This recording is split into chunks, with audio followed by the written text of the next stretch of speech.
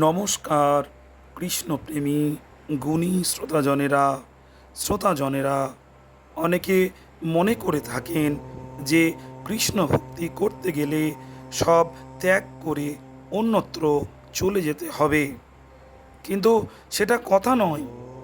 ত্যাগ মানে হচ্ছে সংসারে থেকেও শাস্ত্রের উদ্ধৃত অনাচারগুলো ত্যাগ করে কৃষ্ণ ভক্তি করে মানব জীবনকে আনন্দ এবং সুখময় করে তোলা।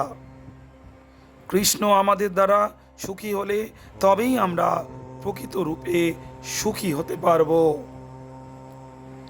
অর্থাৎ কৃষ্ণ হচ্ছেন আমাদের সংসারের কেন্দ্রবিন্দু। এটাই হচ্ছে কৃষ্ণের সংসার। শ্রোতাজনেরা, বিগত কয়েক দশকের আগে আমাদের বাংলা তথা ভারতবর্ষে সবাই কৃষ্ণের সংসার করতেন।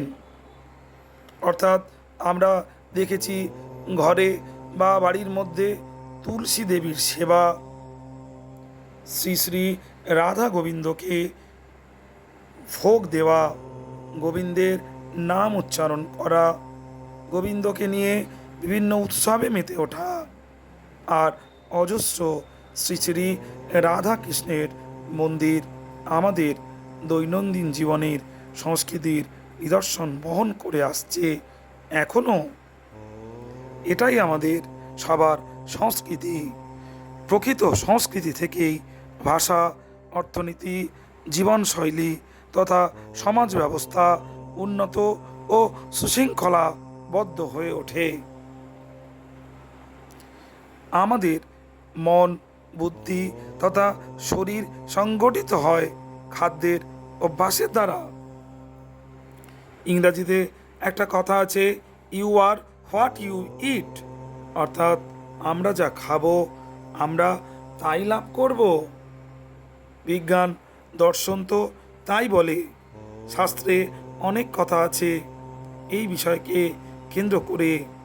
অনেকেই বলে থাকেন শ্রীমদ্ ভগবদ্ গীতায় কোথাও মাছ মাংস নিষেধ বা খাওয়া যাবে না এরকম লেখা নেই।